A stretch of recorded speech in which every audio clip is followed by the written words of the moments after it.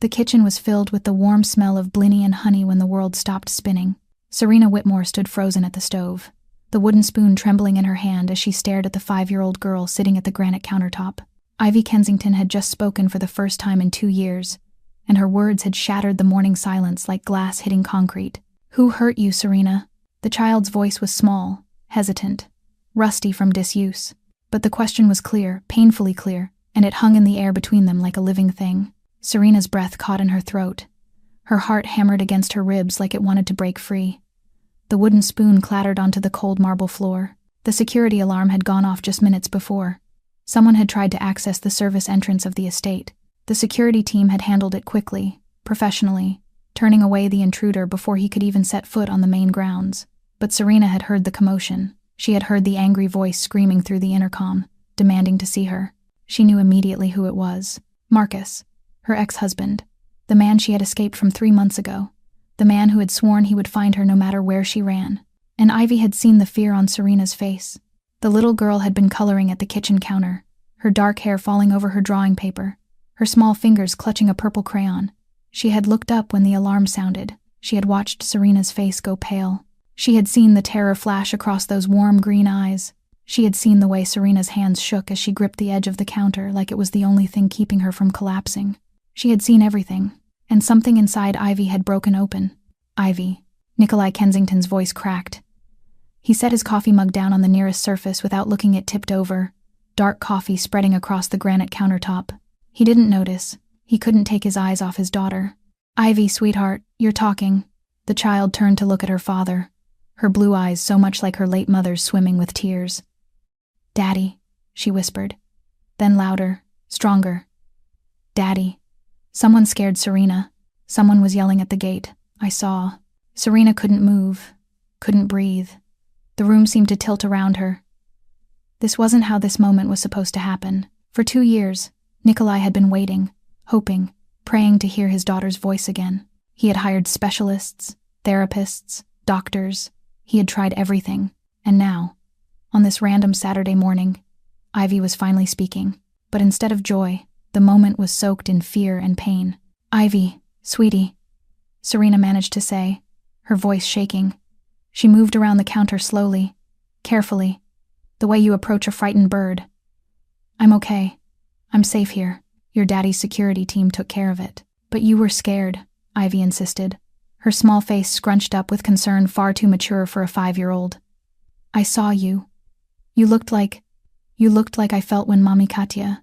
The child's voice broke and fresh tears spilled down her cheeks. Nikolai was across the kitchen in 3 strides. He scooped Ivy up from her stool and held her against his chest, his own steel gray eyes wet with tears. "It's okay, baby. It's okay. You're okay. Serena's okay." He looked at Serena over his daughter's head, his expression a mixture of wonder, confusion, and something deeper. Everyone is safe, but Serena could see the questions in his eyes. Who was at the gate? Who was trying to reach her? Who had hurt her badly enough that a child could recognize that kind of fear? They had grown close over the past 3 weeks, she and Nikolai, closer than employer and employee should be. He knew some of her story. He knew she had left a bad situation. He knew she was trying to rebuild her life, but he didn't know the details. He didn't know about Marcus's rage, about the bruises hidden under long sleeves, about the 4 years she had spent walking on eggshells, about the night she had finally run with nothing but a backpack and the clothes on her back. He didn't know how broken she had been when she arrived at his door looking for work. And now his daughter was calling her mommy. Ivy pulled back from Nikolai's chest, her small hands framing his face. "Daddy, I want to talk now. I have so many things to say." But first she turned her head to look at Serena first. "I need to know, miss. Serena is safe. Like you keep me safe. Can you keep her safe too? Can you?" The question was so earnest, so pure in its simplicity, that Serena felt her knees weaken. This child, this precious little girl who had been locked in her own silence for 2 years, had found her voice again because she wanted to protect someone else. Not because of her own pain, but because she recognized pain in another person. Nikolai's jaw tightened. He looked at Serena with an intensity that made her stomach flip. "Yes," he said firmly. "I can keep her safe. I will keep her safe. Both of you. Always." "Promise?" Ivy asked. "I promise, princess. I promise." The little girl nodded, satisfied. Then she wriggled out of her father's arms and walked over to Serena, reaching up to take her hand. "It's okay, Mommy. Ivy said softly. Daddy's promises are real. He never breaks them. He promised Mommy Katya he would take care of me, and he does it every day. So if he promises to take care of you, he will. Serena dropped to her knees so she was eye level with the child. Tears streamed down her face and she didn't bother to wipe them away. How did you get so wise? She whispered. Ivy shrugged a gesture so childlike it was almost funny. I had a lot of time to think. When you don't talk, you watch people more. You see things. She paused. I saw you were sad when you first came here. Sad like Daddy. Sad like me. But then you started to smile. Real smiles. The kind that reach your eyes. Daddy smiles like that now too. She tilted her head. When he looks at you, Nikolai made a sound somewhere between a laugh and a sob. He ran a hand through his disheveled dark curly hair. He was still in his pajama pants and a dark gray t-shirt. This wasn't how he had planned to spend his Saturday morning, but nothing about the last 2 years had gone according to plan. Ivy, he said gently. Why didn't you talk before? The doctors said you could. They said there was nothing physically wrong. We've been so worried. The child's face grew somber. She looked down at her feet, her small shoulders hunching. I saw something bad. The day Mommy Katya died. Her voice dropped to a whisper. I saw our car. I saw the man with the gun. I saw. She swallowed hard. I saw everything, Daddy, and I wanted to tell you, but I couldn't make the words come out. They got stuck. And then at the funeral, everyone was so sad. And I thought if I talked about what I saw, it would make everyone sadder. So I just stopped. I stopped talking altogether. She took a shaky breath. It seemed easier. The room was silent except for the sound of 3 people breathing, 3 hearts breaking and mending at the same time. Nikolai knelt beside Serena, forming a small circle with his daughter between them. Oh, Ivy. Oh, baby. You've been carrying that alone all this time? Ivy nodded, fresh tears falling. But then Mommy Serena came, and she was carrying something heavy too. I could see it. The way she jumped when doors closed too fast. The way she checked the locks every night. The way she always sat where she could see the doorways. She looked at Serena. Just like me, I thought. She continued. I thought if I could see her get better, maybe I could get better too. And then this morning, when that man came, when I saw her scared face, I knew I had to use my voice. Because maybe if I had used my voice before, if I had told someone what I saw about Mommy Katya, maybe someone could have helped. She squeezed Serena's hand tighter. But I can help now. I can tell Daddy that Serena needs protecting. So that's what I did. Serena pulled the child into a hug, holding her close. You are the bravest person I have ever met, she said fiercely. Do you know that? You are so brave, Ivy Kensington. Nikolai wrapped his arms around both of them, creating a cocoon of safety and warmth. The 3 of them stayed like that for a long moment, healing in each other's presence. Finally, Nikolai pulled back, his hand cupping his daughter's cheek. I need you to tell me what you saw about Mommy Katya. His voice was gentle but serious. Not right now, but soon. When you're ready. Can you do that? Ivy nodded. I can do that. I'm ready now. Then she turned to Serena. And I need to know, she continued, looking up with clear blue eyes. Who was at the gate? Who tried to get in? Who hurt you before you came here? Serena swallowed hard. This was the moment she had been dreading. But Ivy had been brave enough to speak after 2 years of silence. The least Serena could do was be brave enough to tell the truth. His name is Marcus Webb, she said quietly. He was my husband. We were together for 4 years. He wasn't a good person. Not to me. And when I finally left, he told me he would find me. He told me I couldn't hide from him. He told me I was his and I would always be his. She took a shaky breath. I thought I had covered my tracks. I thought I was safe. But he must have. He must have found me somehow. He tracked you, Nikolai finished grimly. His expression had gone cold, the warmth in his steel gray eyes replaced by something harder. Let me guess he's a cop? Serena nodded, surprised. How did you know? Because only someone in law enforcement would have the resources to track someone this carefully. And because men like that. His jaw clenched. I know the type. He stood, his movements controlled but tense. Stay here with Ivy. Don't leave this room. He pulled out his phone and began typing rapidly. I'm calling my head of security. We're going to handle this right now. Today. He paused, his expression softening. He's never going to get near you again, Serena. I promise you that. But Nikolai, I don't want to bring my problems into your home, into Ivy's life. Maybe I should just... No. His voice was sharp, brooking no argument. Don't even finish that sentence. You're not leaving. You're not running again. You're staying right here where you're safe, where Ivy needs you. He paused, his expression softening. Where I need you. The admission hung in the air between them. Ivy looked up at Serena with wide eyes. See? I told you. Daddy's promises are real, and he likes you. I can tell. He looks at you like he used to look at Mommy Katya. She tilted her head. When he was happy, Serena's heart clenched. She looked at Nikolai, really looked at him, and saw the truth in his daughter's words. She saw the care, the concern, the something more that had been building between them over the past 3 weeks. She saw a man who had been broken by loss, just like she had been broken by abuse. She saw a man who was trying to be strong for his daughter. She saw a man who was offering her safety without asking for anything in return. She saw a man she was falling in love with. Okay, she whispered. I'll stay. Good.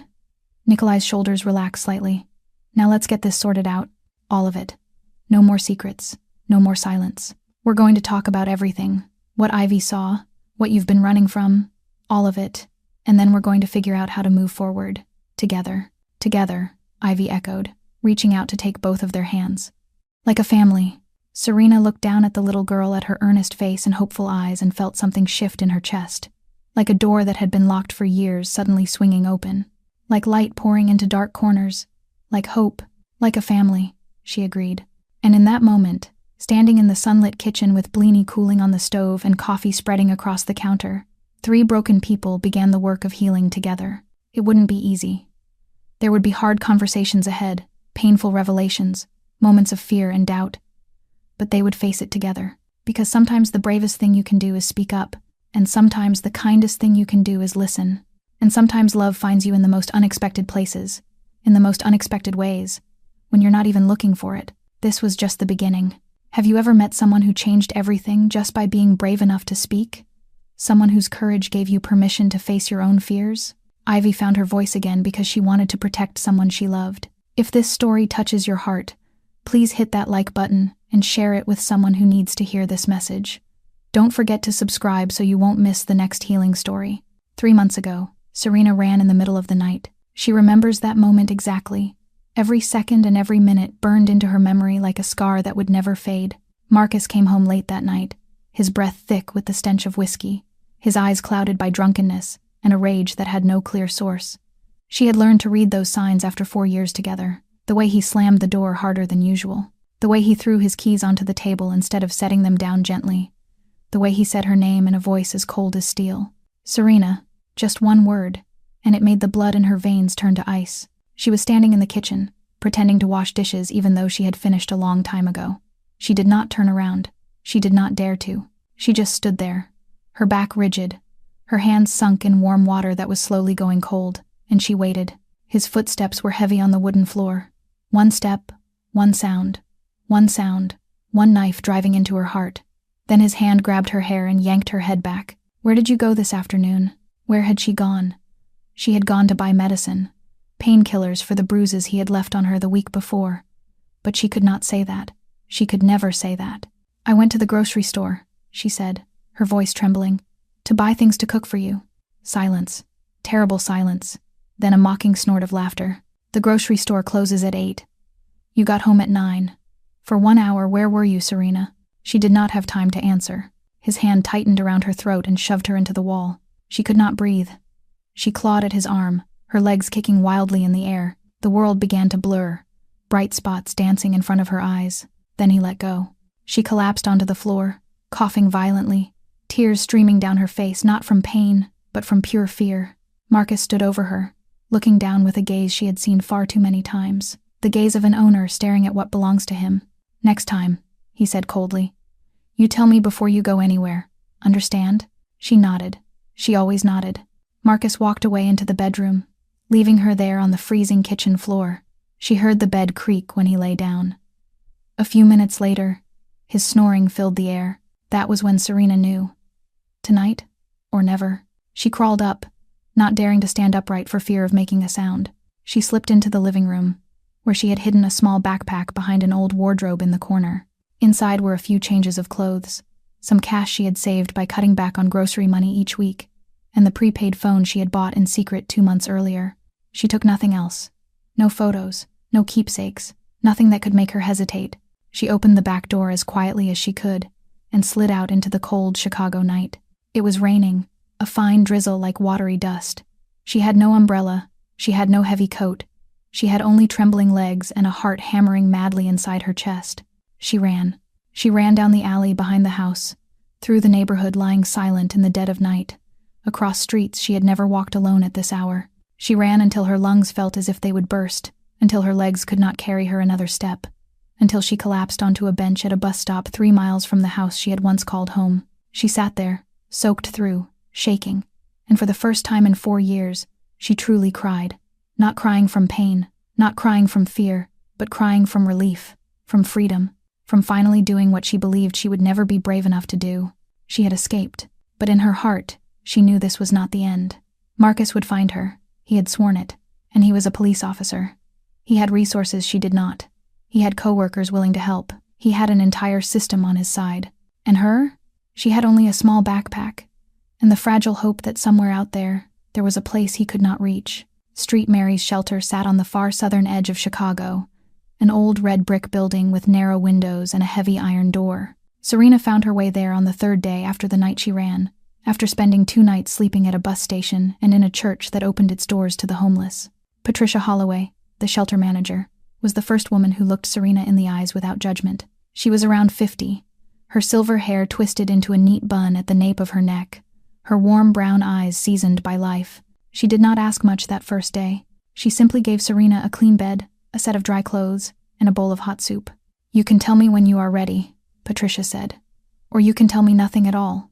Here, we do not force anyone." Serena stayed at Street Mary's for 2 months. Those 2 months were the longest days of her life. The shelter had 20 beds for women, and every woman there carried a story of her own. Some were running from husbands, like she was. Some had been thrown out because they could not pay rent. Some were struggling with addiction and trying to get clean. The look in their eyes, the look of people who had lost everything and were trying to find themselves again. Serena did not sleep much in the first weeks. Every night she lay on the narrow bed, her eyes wide open, staring at the ceiling, her heart skittering at every unfamiliar sound. She dreamed of Marcus. She dreamed of his hand clamped around her throat. She dreamed of his cold voice echoing inside her head. "You belong to me. Forever you belong to me."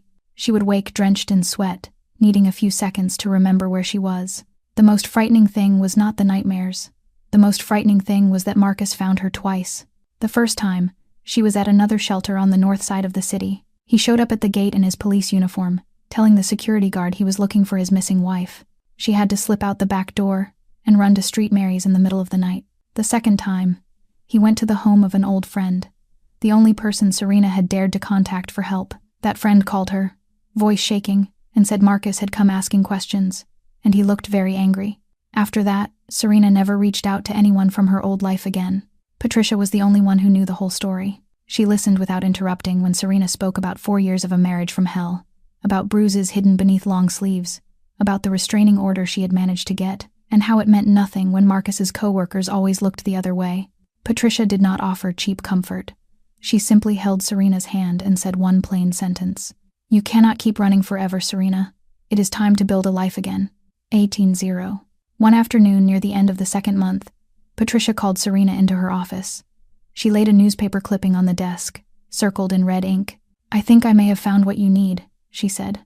"A job, a place to live, and most important," she looked straight into Serena's eyes, security that not even a police officer can get past.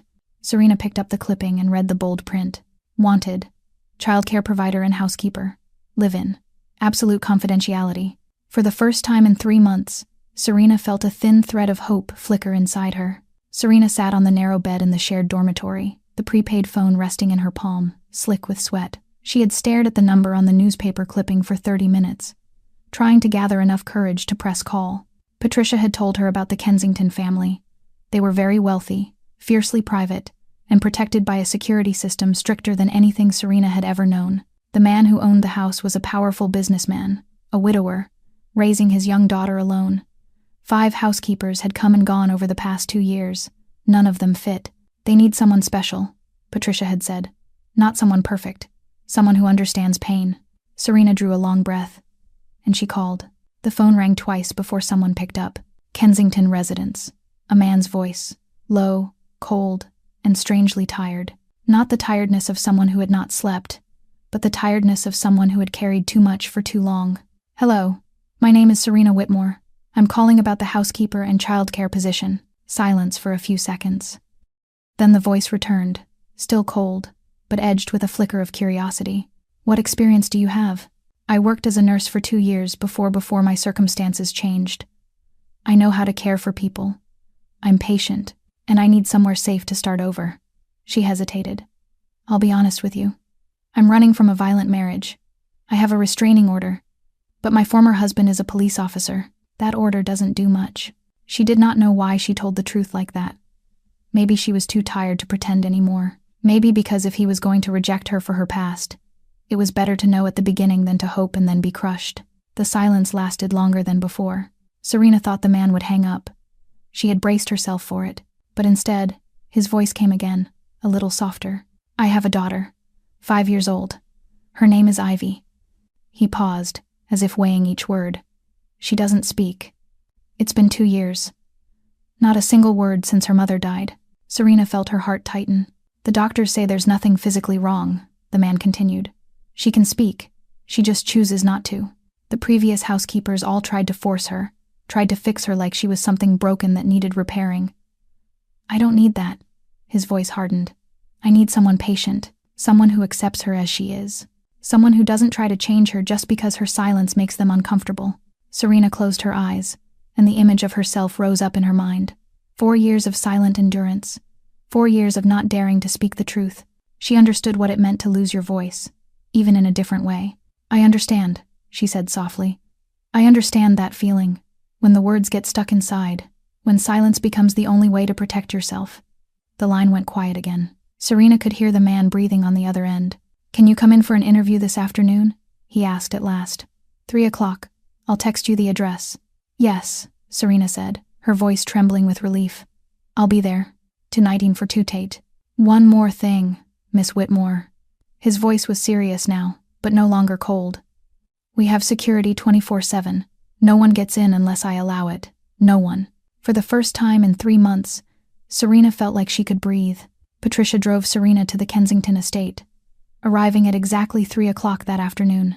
The whole way there, Serena sat in silence in the passenger seat, her hands clenched together in her lap, trying to steady the wild rhythm pounding inside her chest. When the car turned onto the road leading into the Gold Coast, Serena began to understand this was not an ordinary family. The mansions lining the street grew larger with every block, more lavish, more untouchable, until they stopped in front of a black iron gate rising more than 3 meters high, its scrollwork intricate, security cameras fixed at every angle.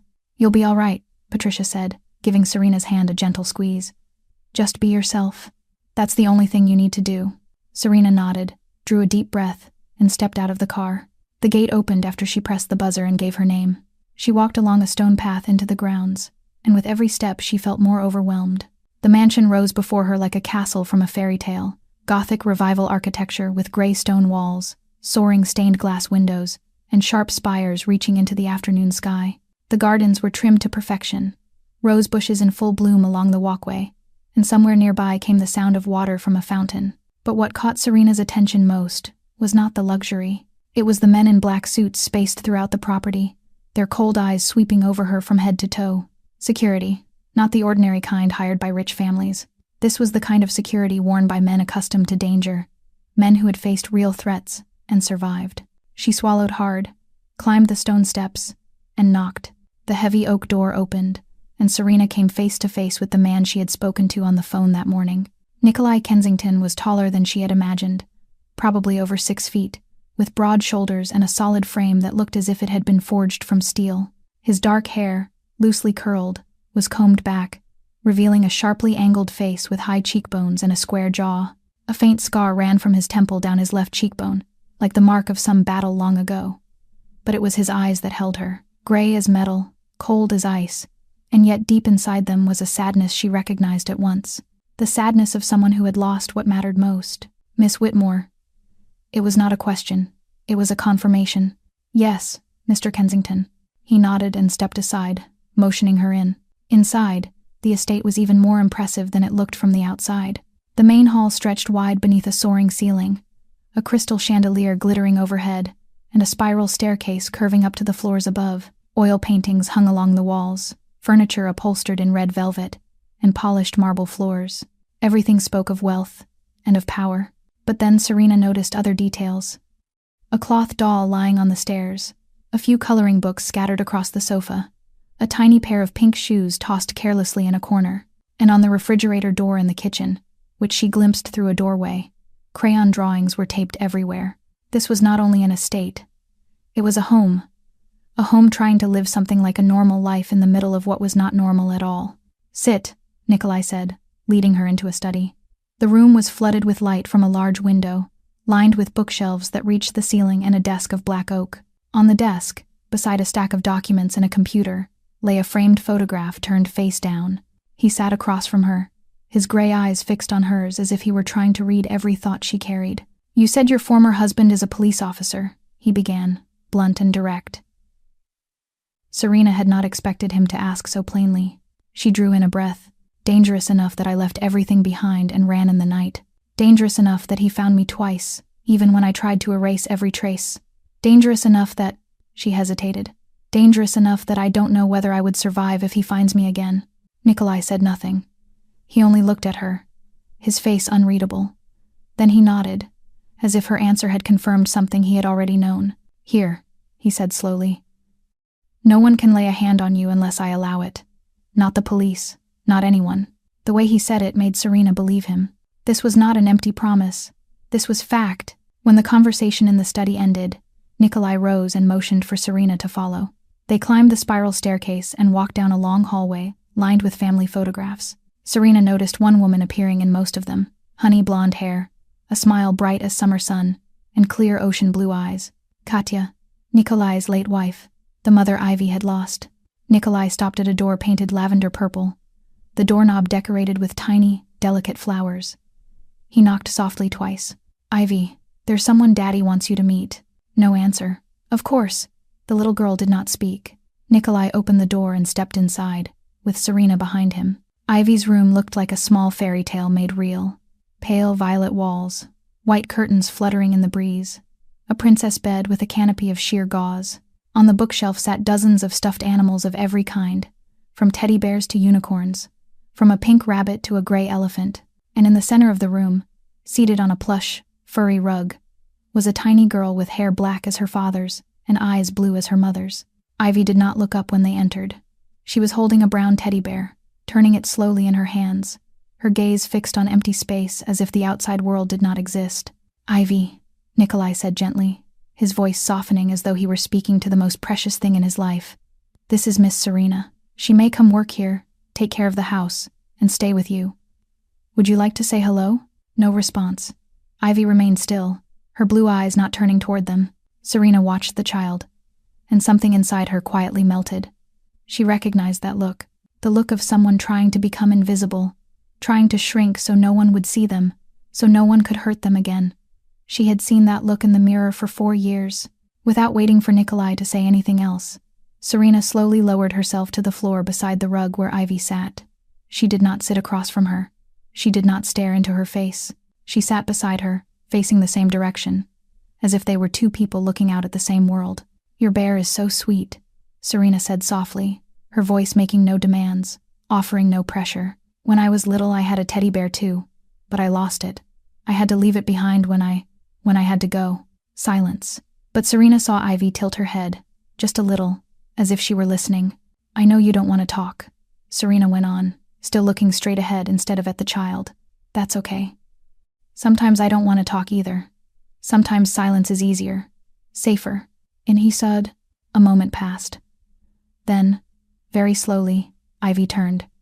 She did not look at Serena's face.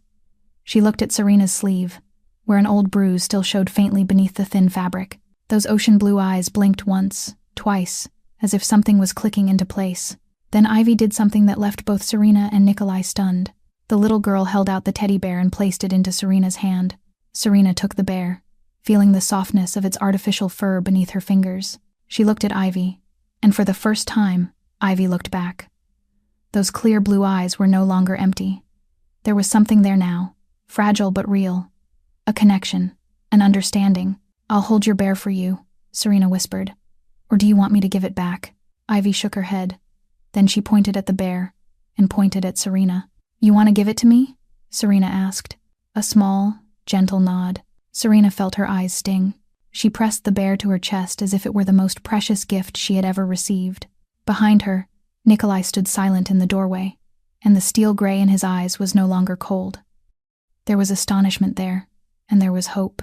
"She has never offered something to a stranger on her own," he said, his voice rough. "Not once. Never."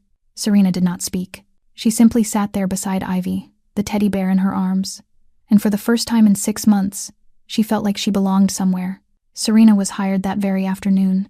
Nikolai did not explain much. He only looked at her with those steel gray eyes and said a single sentence. "You start tomorrow. Your room is on the 3rd floor. Victor will take you to get your things." I take Sast. Viktor Kozlov, head of security, was a Russian man around 45, built like a bear, with a face that never showed emotion. He drove Serena back to street, Mary's, to collect the few belongings she had, and he did not speak a word the entire way.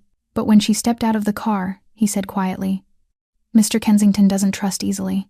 You must have done something special." The 3 weeks that followed were the most peaceful days Serena had known in years. She quickly learned the rhythm of the estate. Ivy woke at 6:45 every morning, took 10 minutes to choose her clothes, then came down to the kitchen for breakfast at 7:30. The little girl liked scrambled eggs with cheese, orange juice in a blue cup, and milk in a pink cup. She brushed her teeth for exactly 2 minutes, no more and no less, her eyes fixed on the timer on her electric toothbrush.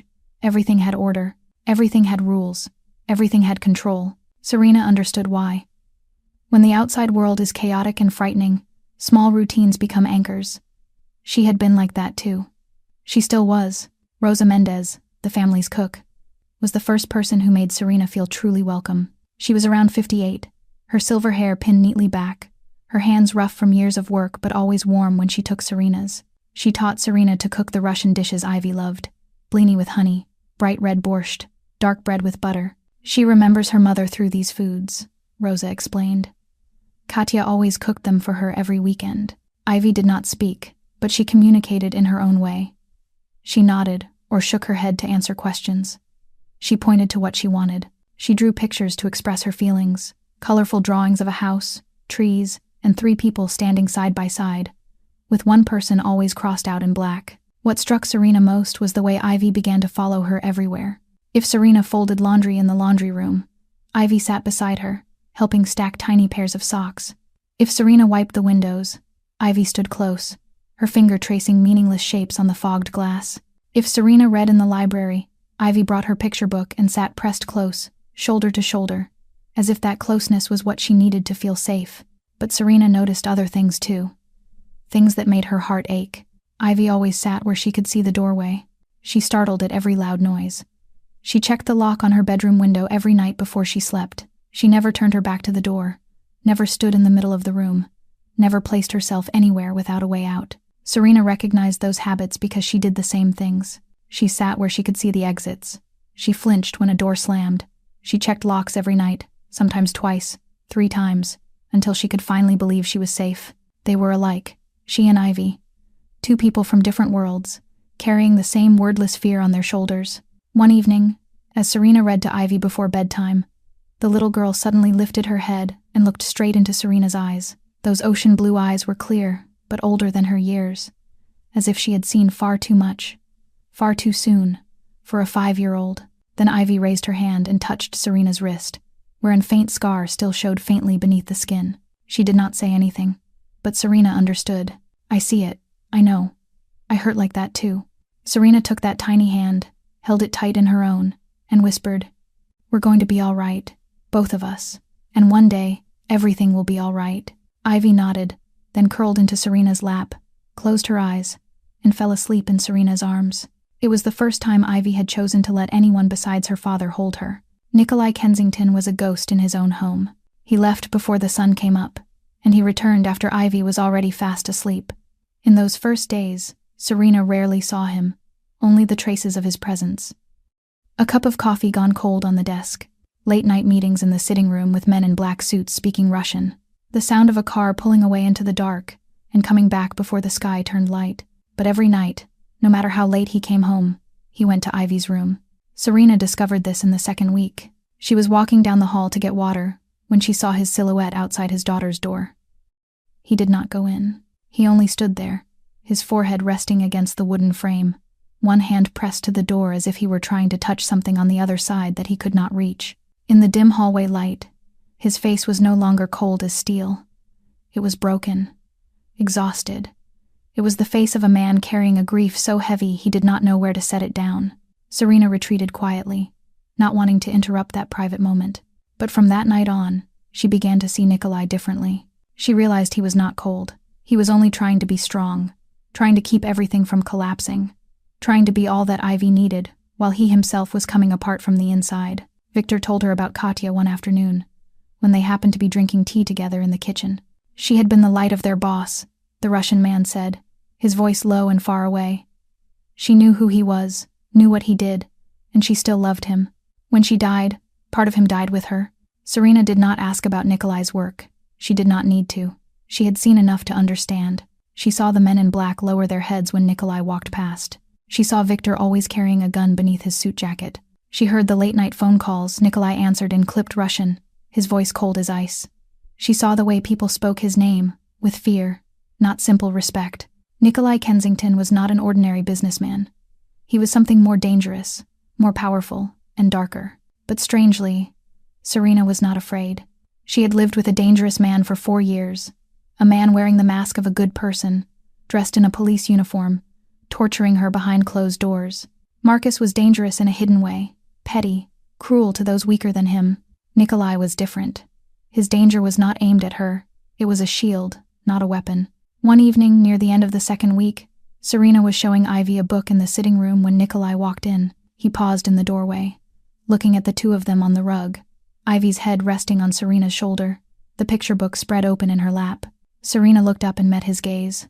Those steel-gray eyes were no longer cold. There was softness there, gratitude, and something else, something she did not dare to name. "Thank you," he said quietly. Then he turned away and stepped back into the hallway shadows, leaving Serena with her heart racing inside her chest. She did not know when she had started waiting for moments like that.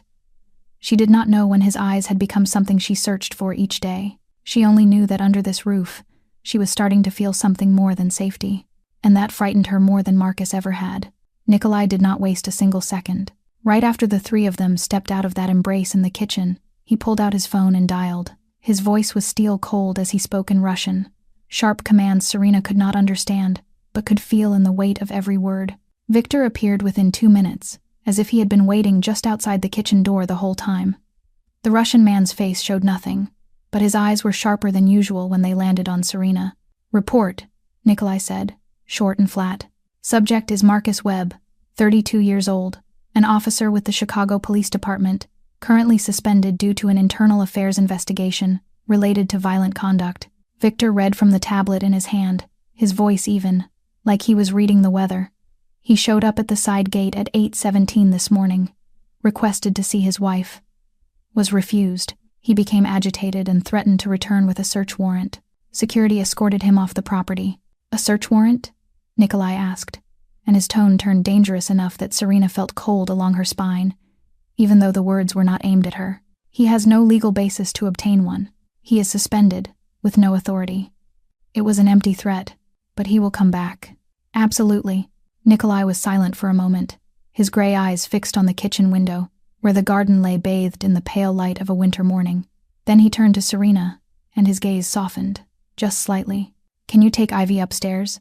I need to speak with Victor alone." Serena nodded. She bent down and took Ivy's hand. The little girl stood quietly beside her, ocean blue eyes darting between her father and Serena with a worried look. "Come on, sweetheart," Serena said gently. "Let's go upstairs and play."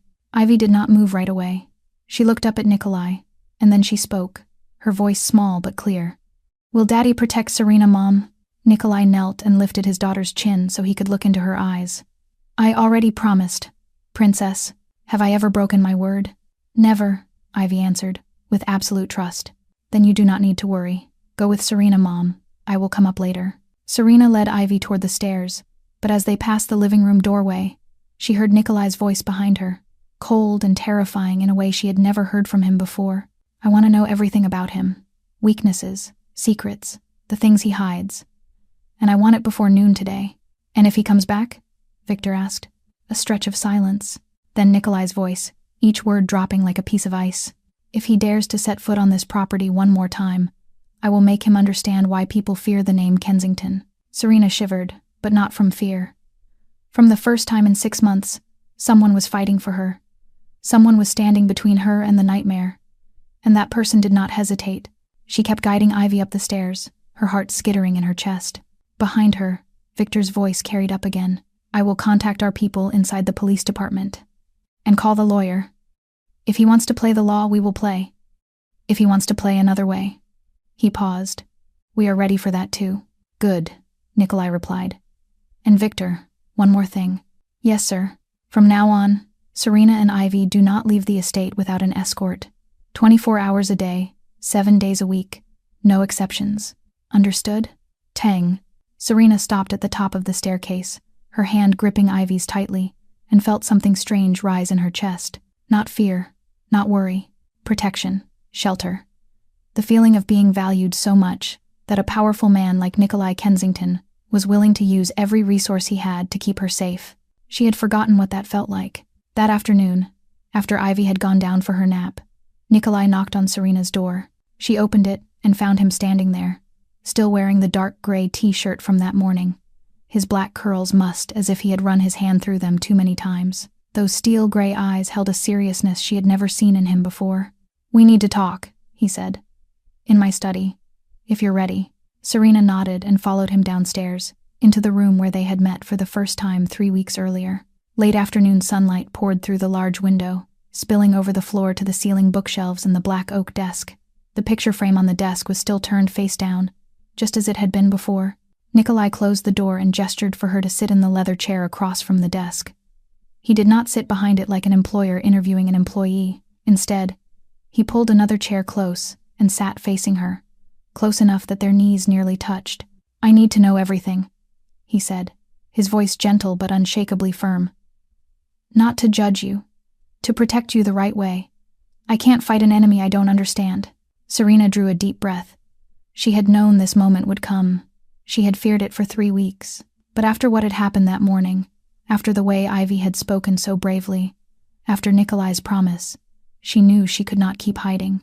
I met Marcus 6 years ago, she began, her voice trembling slightly, at a friend's party. He was charming, funny, attentive. He was a police officer, and I thought that meant he was a good man.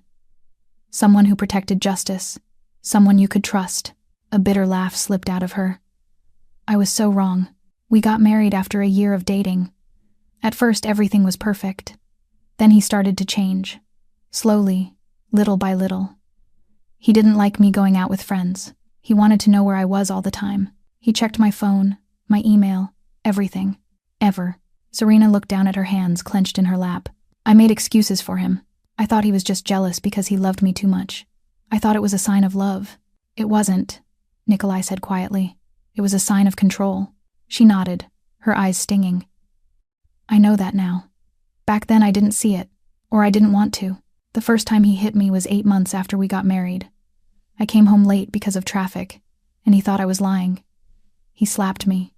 Just one slap. Then he cried. He apologized. He swore he would never do it again. She paused, her voice thick and bitter. I believed him, but he did it again.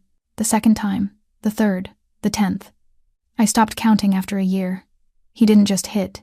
He choked me. He threw things at me. He shoved me down the stairs. Serena pulled up her sleeve, showing a faint scar along her arm. This is from the time he used a piece of broken glass. He said I made him lose control. He said it was my fault. Adiance. Nikolai said nothing, but his jaw clenched so hard Serena could see the muscle twitching beneath his skin. I tried to run twice in the first 2 years. Both times he found me. He was a police officer. He had coworkers everywhere. He had access to information ordinary people don't. And when he found me, she shuddered. He punished me. He said if I ever left again, he would kill me. And I believed him, because I looked into his eyes and I saw he meant it. Then why did you run anyway? Nikolai asked, his voice rough. Serena looked up, her eyes full of tears.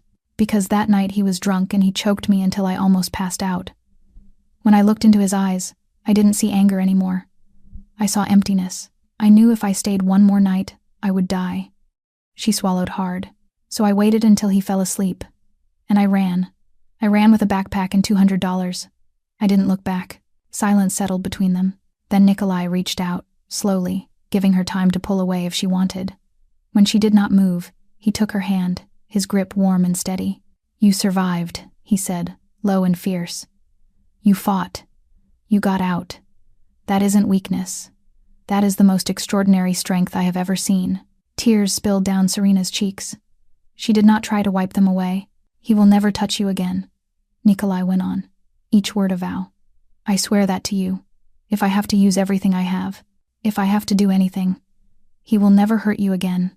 Serena looked into those steel gray eyes and saw something she had never seen in anyone else before.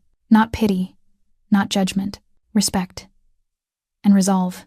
And maybe, just maybe, something that looked like love. Nikolai did not let go of her hand. He sat there, his warm palm holding hers, and Serena could feel the restrained strength in every one of his fingers. This was the hand of a man accustomed to violence, but doing everything he could to be gentle. "You need to understand one thing," Nikolai said, his voice low and slow. "I'm not a good man, not in the way the world defines it. My work, my family, we didn't build this empire on kindness and honesty." He paused, his gray eyes fixed on hers, not turning away, not hiding. "But that also means I have resources ordinary people don't. I have people inside the police department. I have the best lawyers in this city. I have ways to make a man disappear from your life without laying a finger on him." His head tipped slightly. "Or if I have to, I have other ways." Serena swallowed hard. She knew what he was saying. She knew what other ways meant. "Nikolai, I don't want you to do anything illegal because of me. I don't want you to get in trouble." He smiled, faintly, a smile that did not reach his eyes. "Trouble is my daily work, Serena. One corrupt cop who beats his wife isn't what I fear. But there is no but." His voice was final. "You're part of this family now. Ivy needs you. She spoke for the first time in 2 years because of you. Do you know what that means to me?" Serena shook her head, not daring to speak. "It means you did what 10 doctors, 5 therapists, and millions of dollars couldn't do. You reached my daughter. You gave her a reason to speak again." His grip tightened around her hand. "So whether you want it or not, I'm going to protect you. Not because you work here, because you matter. To Ivy and to me." Serena's heart raced. She did not know how to respond to those words. She was used to being dismissed, controlled, treated like an object. She was not used to being valued. "I've already called the lawyer," Nikolai went on, his tone returning to something more professional. "We're going to file for a new restraining order, stronger than the old one. This one will cover this estate and anyone connected to you. At the same time, I will file a complaint against him for harassment and for violating the existing restraining order. But he has co-workers in the department. They'll cover for him. His co-workers don't have more power than mine do." Nikolai said it simply, as if it were an obvious fact. "He thinks he has connections. I'm going to show him what real connections look like." Esoteria. He stood, still holding her hand, drawing her up with him. "From now on, you don't need to worry about Marcus Webb anymore. You only need to focus on one thing." "What?" she asked, her voice barely a whisper. Nikolai looked at her, and the gray in his eyes softened in the same way she had only seen when he looked at Ivy. "Healing," he said quietly. "You and Ivy, healing together. That's the only thing you need to do. The rest, leave it to me." Serena felt tears rise again, but this time they were not tears of pain. They were the tears of someone who had finally found a harbor. That evening, after dinner, Ivy walked over on her own to where Nikolai and Serena were sitting in the living room. She climbed onto the sofa and sat between the two adults, her ocean blue eyes serious in a way no 5-year-old should ever have to be. With one hand she took her father's hand. With the other, she took Serena's, as if she were trying to link them into a circle. "I want to tell it now," Ivy said, her voice small but steady. "About Mama Katya, about that day." Nikolai drew in a sharp breath. Serena felt his body go rigid beside her. For 2 years he had been waiting for this moment, but now that it had arrived, she knew he was afraid of what he would hear, afraid the pain would be torn open all over again. "Are you sure, Princess?" he asked, his voice rough. "You don't have to." "I want to," Ivy nodded with fierce certainty. "I've kept it inside for too long. It's heavy. I want to put it down." Serena gave the child's hand a gentle squeeze, offering silent encouragement. Ivy took a deep breath, and then she began. That day, Mama Katya picked me up from preschool. I was so happy because she promised she would buy me ice cream on the way home. She was singing along with the song on the radio. Mama sang so well, Daddy. She always sang when she drove. Nikolai closed his eyes. A single tear slid down his cheek. Then our car stopped at a red light. I was looking out the window, counting birds on the power line, and then I saw a black car pull up next to us. There was a man sitting inside. The man looked into our car, looked at Mama. Ivy's voice trembled, but she kept going. Then that man took out something. I didn't know what it was at first, but then I heard the bang. It was so loud. The window shattered. Mama pushed me down onto the floor of the car. She laid on top of me. I couldn't see anything anymore, only hear the bangs, hear the glass breaking, hear Mama. She started to cry, big tears rolling down her cheeks. Mama told me to stay there. Mama told me she loved me. And then Mama didn't say anything anymore. Nikolai pulled his daughter into his arms, holding her tight as if he was afraid she might disappear. His shoulders shook with strangled sobs. Serena had never seen him cry. She did not think he could cry. But now, with his child in his arms, he was breaking apart. When the bangs stopped, Ivy went on, her voice choked. I tried to look up. I saw that man get out of the car and walk closer to ours. He looked inside, looked at Mama. Then he saw me. Serena held her breath. He had a snake tattoo on his neck. A black snake, wrapped around his neck. He looked at me for a long time. I thought he was going to shoot me. But he didn't. He turned away, got back in his car, and drove off. If you us... Silence flooded the room. Only Ivy's sobbing, and Nikolai's heavy breathing. I remember his face, Daddy, Ivy said, her voice tiny. I remember the snake tattoo. I wanted to tell you a long time ago. But every time I tried, the words wouldn't come. They got stuck in my throat, and I was scared. I was scared if I said it, that man would come back. He would find me. He would make me like Mama. Nikolai lifted his daughter's face and looked into her water-filled ocean eyes. Listen to me, he said, his voice shaking but fierce. That man can never hurt you. Never. I have found him, a long time ago. He doesn't exist in this world anymore. Ivy blinked. Is he dead, Daddy? He will never hurt anyone again. Serena understood what lived inside those words.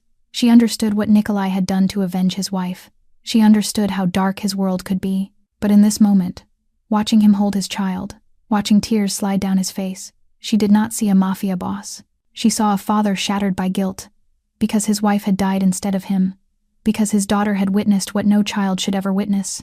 I'm sorry, Nikolai whispered into his daughter's hair. I'm sorry you had to see those things. I'm sorry I'm sorry I couldn't protect her. It's time, Sakarada. Ivy pulled back from his arms, her small hands lifting his face, mirroring the gesture she had made that morning. It's not your fault, she said, her voice strangely steady. Mama Katya protected me. Mama loved me, so she protected me. That isn't your fault. That's love. Nikolai gathered her into his arms again, and this time Serena was drawn into that embrace too. The three of them sat there, holding one another in the soft yellow lamplight of the living room, and they cried. They cried for what had been lost. They cried for the pain kept hidden. They cried for secrets that had finally been spoken. But they also cried for relief, for release, for the last wounds laid open to the light, so they could finally begin to heal. Ivy drifted off in her father's arms after she finished telling her story. Nikolai carried his daughter upstairs, laid her into the princess bed beneath its white gauze canopy, tucked the blanket around her with careful hands, and kissed her forehead for a long time. Serena stood in the doorway, watching that powerful man bend over his little girl, and she felt her heart soften in a way she could not control. When they returned downstairs, the house had fallen into silence. Rosa had gone home long ago. Victor and the security team were on duty outside. It was only the two of them now, standing in the living room with firelight from the hearth dancing along the walls. Nikolai poured 2 glasses of red wine, handed one to Serena, and sat down on the sofa. He did not keep his distance the way he had before. He sat right beside her, shoulder nearly brushing shoulder, the warmth of his body reaching her in the sharp chill of a winter night. I owe you an explanation, he said, his voice low and worn. About Katya, about why she died. I have a gift there. Serena did not speak. She simply waited, giving him room to share it in his own way. Katya knew who I was when she agreed to marry me. Nikolai stared into his glass, turning it slowly in his hand. She knew about my work, about my family, about the things we did to build this empire. She wasn't naive, but she loved me. And I loved her so much. I thought love could protect her from everything. A bitter laugh escaped him. I was wrong. That day, the shooting, it was meant for me. His voice tightened. I was supposed to be in that car. I was supposed to pick Ivy up from school. But I got trapped in a meeting. Katya went instead. And my enemies, they didn't know she wasn't me, or maybe they knew and didn't care. Nikolai set his glass down and covered his head with both hands. She died because of me, Serena. Because the people who wanted to kill me killed her instead.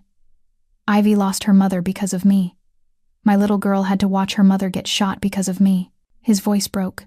I killed my wife. Serena put her glass down and turned toward him.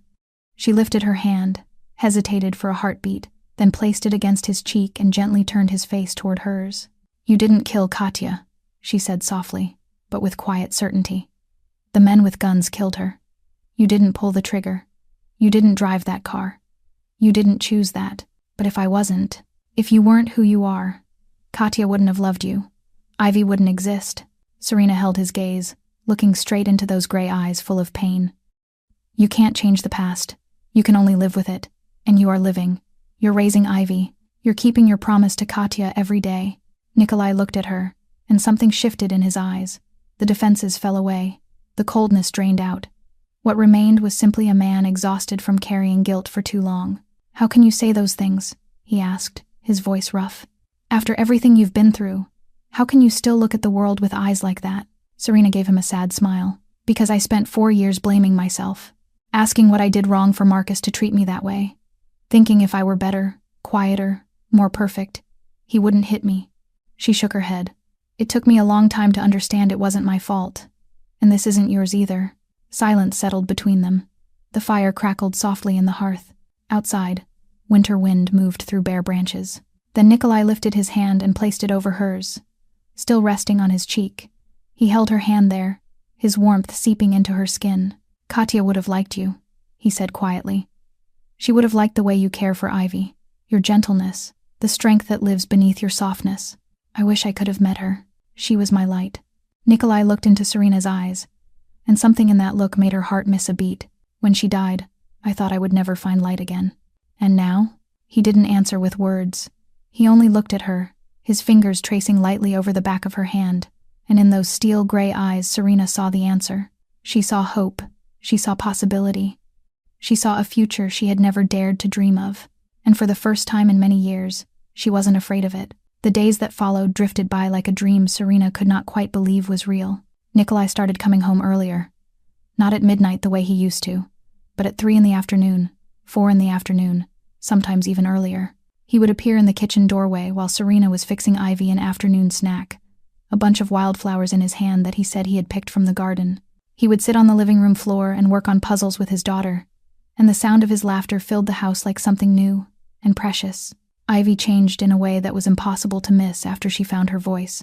She talked constantly, as if she were trying to make up for 2 years of silence. She told them about her dreams, about the teddy bear she had named Misha, about the pictures she drew, about everything. And in every story, she always mentioned Serena Mom, as if it were the most natural thing in the world. Dinner became family time.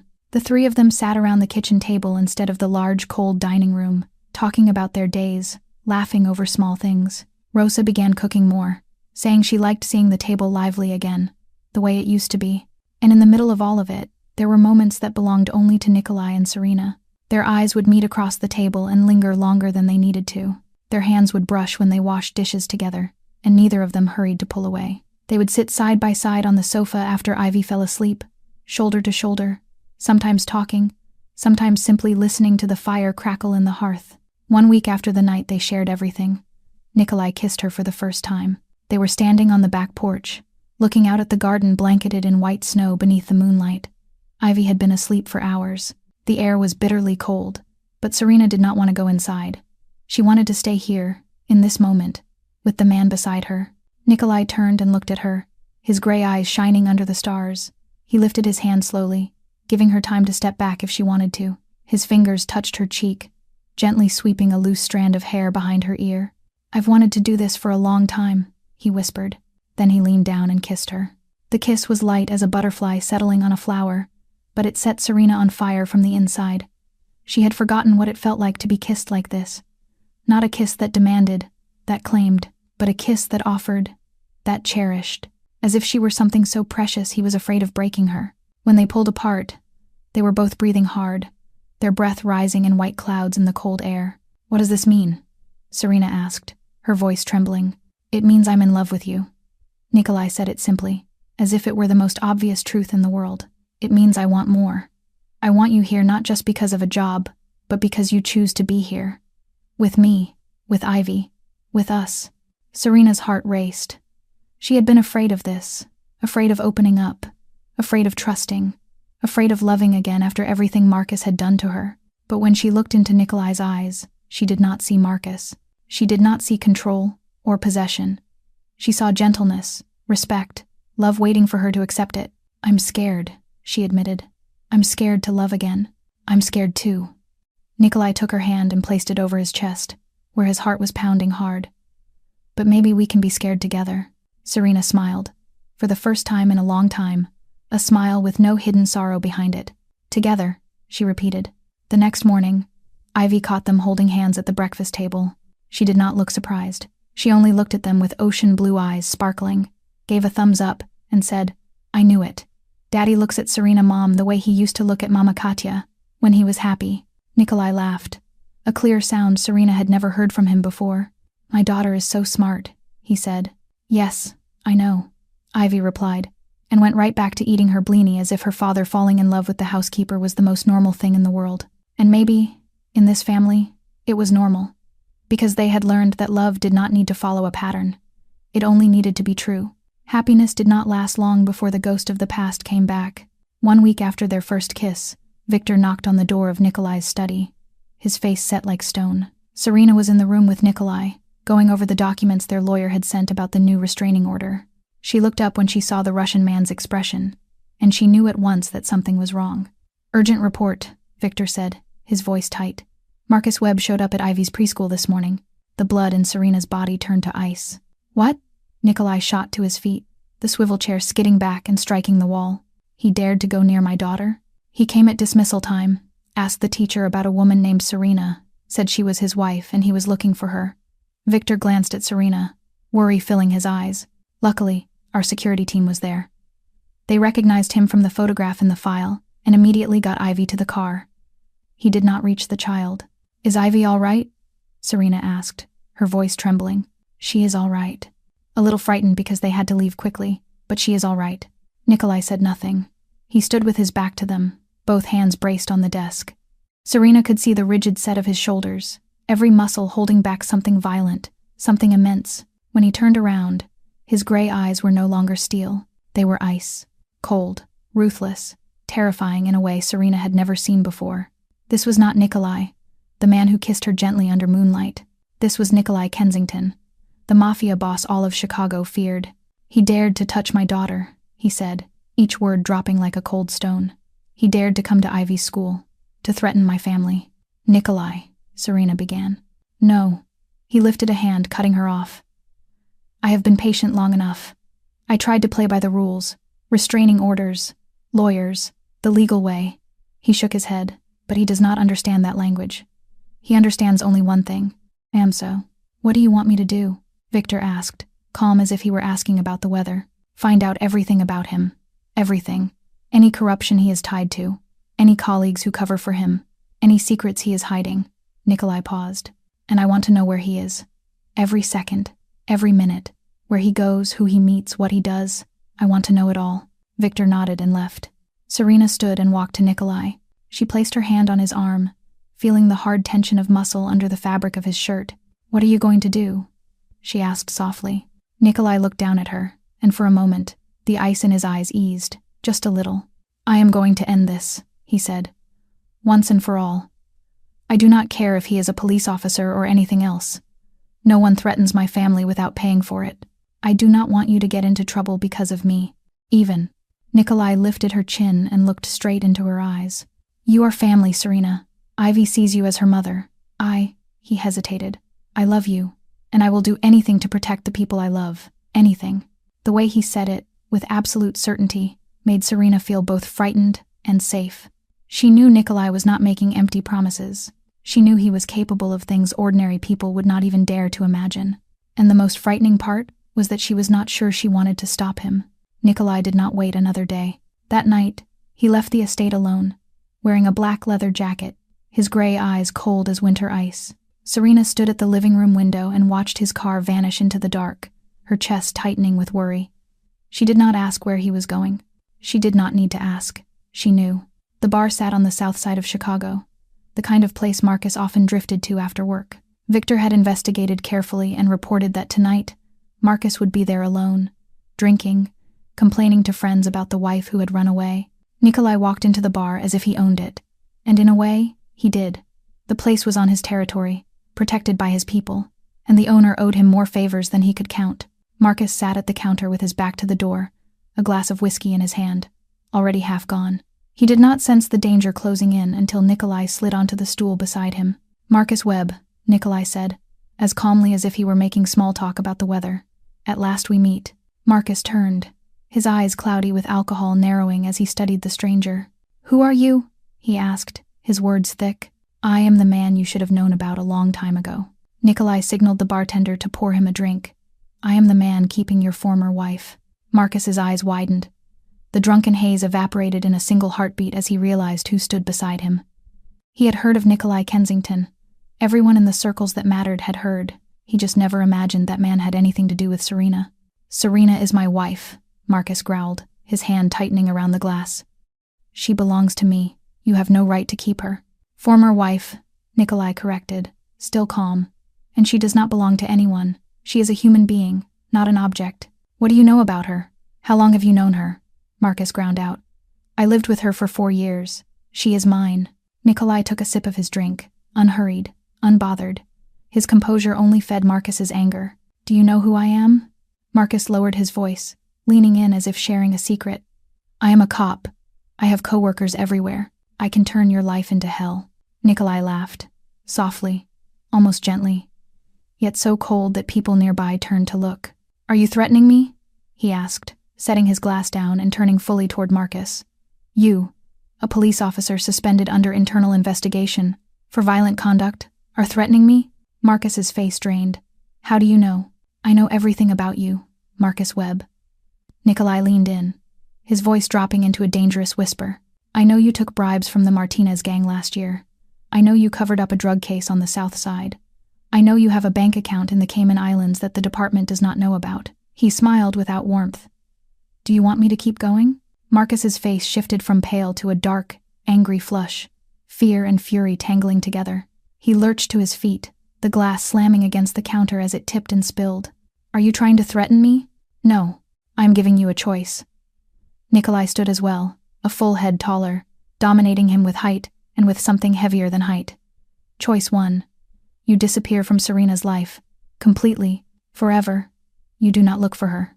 You do not contact her. You do not speak her name. You leave Chicago and you never come back. And if I refuse?" Nikolai stepped closer, until only a breath of space remained between them. His gray eyes locked onto Marcus's, and for the first time, Marcus Webb felt real fear. "Choice 2, Nikolai said, his voice smooth as velvet and sharp as a blade, "is that I show you why people fear the name Kensington. And believe me, you will not like that choice." Marcus swallowed hard, survival screaming in the back of his mind. But arrogance, and the remnants of alcohol, pushed him into the worst decision of his life. "I am not afraid of you," he said, his voice shaking even as he tried to sound hard. "Serena is mine, and I am going to take her back." Nikolai studied him for a long moment, then stepped back, his face unreadable. "You just chose choice 2, he said evenly. "I hope you do not regret it." Then he turned and walked away, leaving Marcus standing there with rage boiling in his blood, and a fear he would not admit, creeping slowly up his spine. Marcus refused to listen to the warning. The next night, drunk and furious, he decided to prove that no one could threaten him. He drove to the Kensington estate at 2 o'clock in the morning, climbed over the back fence, believing the darkness would hide him. He was wrong. Infrared cameras captured every step from the moment his hand touched the fence. Motion sensors detected him before his feet ever reached the grass. The security team watched him on their screens, waiting, letting him move deeper onto the grounds before they acted. Victor called Nikolai at 2:15. Serena was asleep when she heard the knock on her door. She jolted awake, her heart hammering, the survival instinct from 4 years living with Marcus still alive in her bones. She opened the door and found Nikolai there, already fully dressed, his gray eyes glinting in the dark. "Marcus is on the property," he said, calm in a way that felt almost unreal. "Security has him contained. The police are on the way." Serena's legs went weak. "Did he get in?" He climbed the fence. "Illegal entry onto private property." Nikolai took her hand and gave it a gentle squeeze. "This time he does not get away. We have evidence. We have witnesses. And the police coming are my people." They went downstairs together. Through the living room window, Serena could see flashlight beams sweeping across the garden, could hear the security team shouting. And then, from far away, the wail of police sirens growing closer. Marcus was caught in the eastern corner of the garden, right beside the stone angel statue Katya had chosen years ago. He was so drunk he could barely stand, still screaming for his wife, while 2 security men held his arms pinned behind his back. When the police car pulled up at the gate, Nikolai led Serena outside. She did not want to see Marcus. She had hoped she would never have to face him again. But she knew she had to do this. She had to end it. Marcus lifted his head when he saw her step out of the front doors, hand in hand with Nikolai. His bleary eyes flashed with a wild, unhinged fury. "Serena!" he roared, thrashing against the men restraining him. "You're mine. You hear me? You will always be mine. This bastard can't keep you forever." Serena stood there, looking at the man she once called her husband. The man who hit her, who choked her, who frightened her into silence for 4 years. She looked at him, and for the first time, she did not feel afraid. She felt pity. She stepped forward and stopped a few paces away, close enough for him to hear her clearly, far enough to be safe. Nikolai stood directly behind her, his hand resting lightly on her back, a quiet reminder that she was not alone. "Marcus," she said, her voice steady and clear. "I am not yours. I never was. I belong to myself. And you have no power over me anymore." "You don't get to leave me," Marcus bellowed. "You're nothing without me." Serena shook her head, a sad smile flickering across her mouth.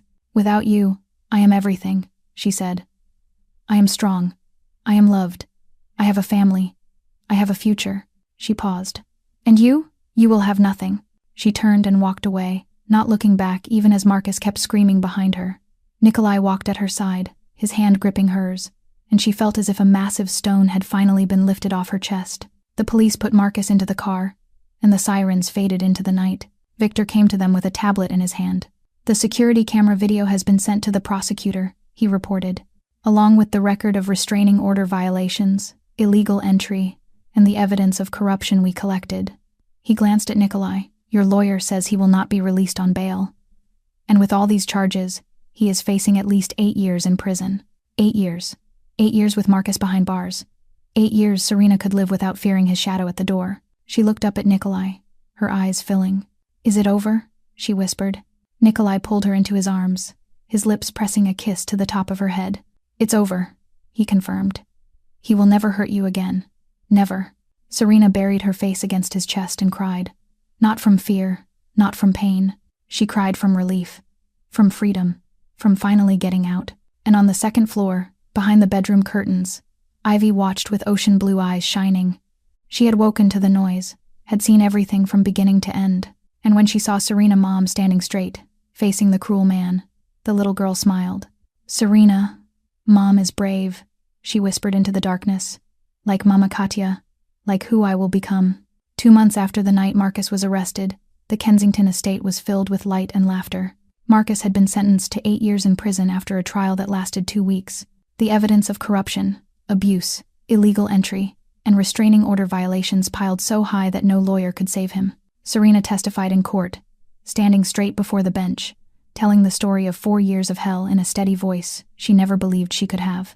Nikolai sat in the row behind her, his gray eyes never leaving her for a single second, like an anchor keeping her from sinking into the sea of pain inside her memories. When the judge read the sentence, Serena cried, not because revenge had been satisfied, but because, at last, she was truly free. Life after that began to rebuild itself from broken pieces.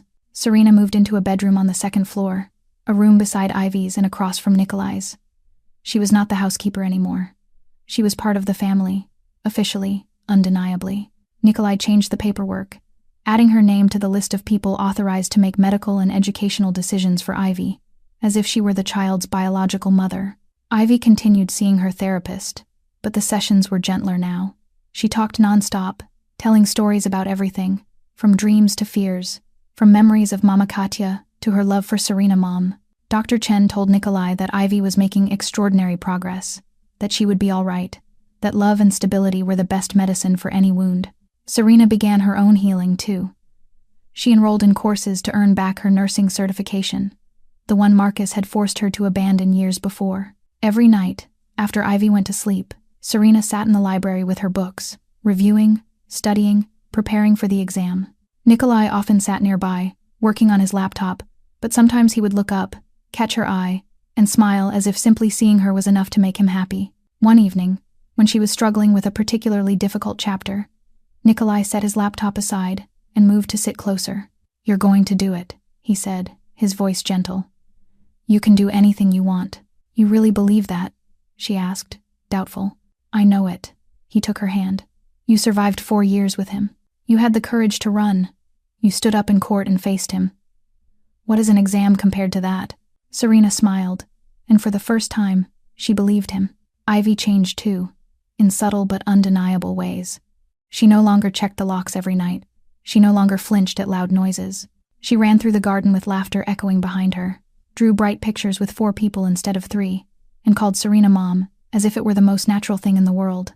One Sunday afternoon, as the 3 of them sat in the living room watching cartoons, Ivy suddenly lifted her head and asked, "Daddy, will Serena Mom stay with us forever?" Nikolai looked at Serena, his gray eyes full of what he did not say. "I hope so," he said, "if Serena Mom agrees." Ivy turned to Serena, ocean blue eyes wide with hope. "Do you agree?" Serena looked at the little girl, looked at the man beside her, and felt her heart fill with something so warm it almost hurt. "Yes," she said, her voice thick. "Yes, forever." 3 months after the forever promise, Nikolai led Serena into the back garden on a full moon night. She had no reason to suspect anything when he said he wanted a walk. They did it often, wandering between the flower beds Rosa tended, talking about everything and nothing at all. But tonight the garden was different. Tiny lanterns glittered from the branches, forming a path of light that led to the fountain at the center. White roses were arranged everywhere, their sweet perfume filling the cool air of a spring night. Serena stopped, lifting a hand to cover her mouth. "Nikolai, what is this?" He did not answer right away. He only took her hand and guided her along the glowing path, step by step, until they stood before the fountain. Water whispered in the quiet night, moonlight scattering on the surface like thousands of tiny diamonds. And there, behind a rosebush, Ivy was trying to hide and failing completely. She wore her favorite pink dress, her hair braided into 2 pigtails, and she was holding up a sign scribbled in crayon. "Mom, say yes." Serena laughed through tears. "Ivy, what are you doing here?" "I'm helping Daddy," Ivy announced, then slapped a hand over her mouth as if she remembered she was supposed to be quiet. I'm hiding. Mom can't see me." "Arstanad." Nikolai shook his head, but Serena could see he was fighting a smile. Then he turned to Serena, and all the humor drained away, leaving only seriousness and tenderness in his gray eyes. "I prepared a long speech," he began. "I practiced all week, but standing here, looking at you, I forgot everything." Serena's heart beat so hard she thought it might break through her ribs. Nikolai took both her hands and held them tight in his. "Serena, you came when I thought my life would be darkness forever. You healed my daughter. You healed me too. You gave me a reason to laugh again, to hope again, to love again." His voice trembled. "I'm not perfect. My world is dangerous. My past is dark. But I promise I will spend the rest of my life protecting you, loving you, cherishing you every day." He dropped to one knee, and Serena heard Ivy let out a tiny squeal of excitement from her not very successful hiding place. Nikolai pulled a black velvet box from his jacket pocket and opened it. Inside was a ring with an ocean blue gemstone sparkling beneath the moonlight, the same blue as Ivy's eyes, the same blue as Katya's in the photographs. "Serena Whitmore," he said, his voice steady even though his eyes were bright with tears. "Will you be my wife?" Serena could not speak. Her throat tightened with the rush of feeling. She looked at the man kneeling before her, the man who had saved her from hell, who had given her a family, who had loved her even knowing every scar she carried. "Yes," she whispered, then louder, clearer. Yes. 1,000 times yes. Nikolai rose and slid the ring onto her finger, his hands trembling slightly. Then he pulled her into his arms and kissed her beneath the moon, and Serena felt as if the whole world had stopped just to witness this moment. "I knew it," Ivy shouted, bursting from her hiding place and throwing herself around both their legs. "I knew Mom would say yes. I told Daddy. Mom loves Daddy. Mom loves me. We're a family."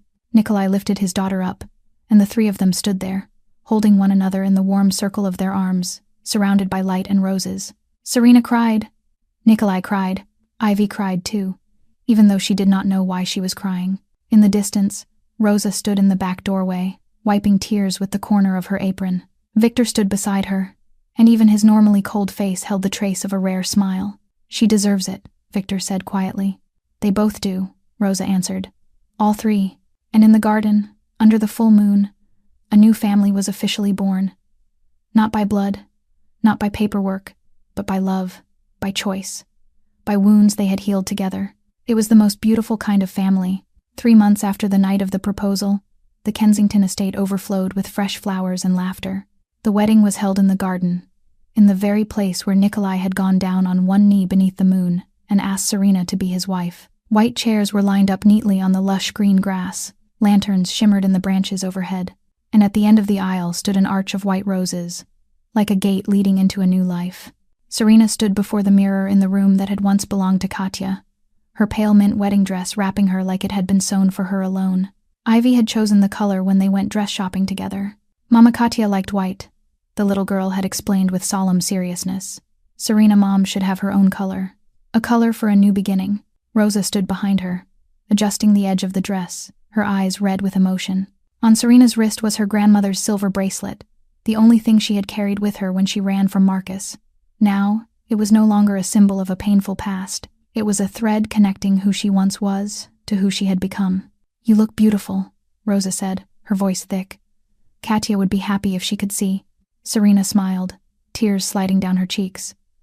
"I hope she's watching." Music drifted up from the garden, signaling that the ceremony was about to begin. Ivy went first, in a mint dress like her mother's, a small flower basket in her hands. She scattered white rose petals along the aisle, waved to everyone she knew, and wore the brightest smile Serena had ever seen. This was no longer the silent, frightened little girl Serena had met 3 months earlier. This was a happy child, loved, safe, and trusting the world around her. Then it was Serena's turn. She walked alone down the flower-lined path. No one escorted her to the altar because her father had left when she was still small, and her mother had been gone for a long time. But she did not feel lonely. She felt strong. She was stepping into her new life on her own 2 feet, by her own choice. Nikolai stood at the end of the aisle in a black suit, his curls neatly combed back, his gray eyes shining in the late afternoon sun. When he saw her, he did not try to hide his tears. He let them fall freely, and it made Serena love him a little more. The ceremony was simple, but full of meaning. They spoke their vows before the people who mattered most. Victor stood as a witness, his usually cold face softened in a way that felt almost unreal. Rosa cried through the entire ceremony, and Ivy stood between them, holding both their hands, as if she were the thread tying together 2 hearts that had once been shattered. When the priest declared them husband and wife, Nikolai kissed Serena to the applause of everyone present, but the first one to hug them after the kiss was Ivy. "We're a real family now," she shouted, wrapping her arms tightly around both of them. "Forever, always."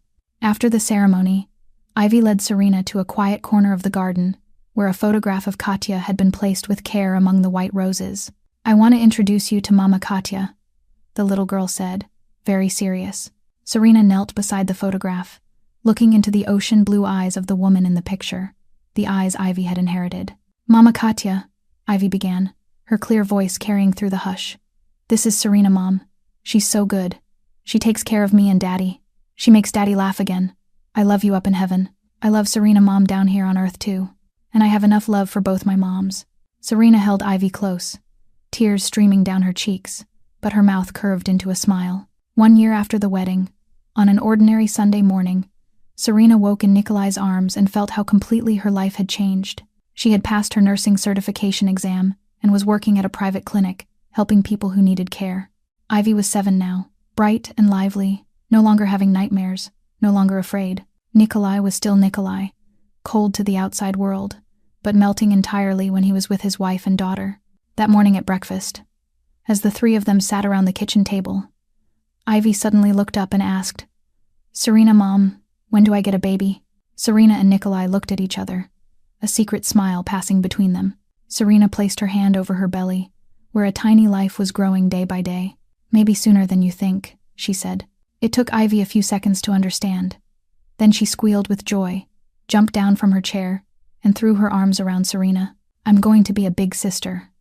I'm going to be a big sister." Nikolai stood and wrapped his arms around the two most important girls in his life, and for the first time in so many years, he felt his heart become whole. Standing in the bright kitchen, where the scent of blini and honey still lingered the way it had on the day Ivy first spoke, Serena looked back on her journey. From an abused woman to a survivor, from someone running to someone who had found a home, from a broken heart to a complete family. Healing was not a destination, it was a journey. And that journey was so much more beautiful with someone walking beside you. This story leaves us with a profound lesson about the power of love and courage. Sometimes the strongest voice comes from those who have been silent for too long. Sometimes the most wounded people carry the greatest ability to heal others. And sometimes family is not where you were born, but where you are loved and accepted. Serena found her voice when she bravely stepped out of the darkness. Ivy found her voice again when she wanted to protect the people she loved. And Nikolai found the light again when he opened his heart to love once more. If this story touched your heart, please subscribe to our channel, tap like, and share this video so more people can hear meaningful stories every day. How did this story make you feel? Did it connect to your real life in any way? We would truly love to read what's deep in your heart in the comments below. Wishing everyone watching this video good health, a joyful life, peace, and happiness each day. Thank you for being here with us. Goodbye, and we will see you in the next video.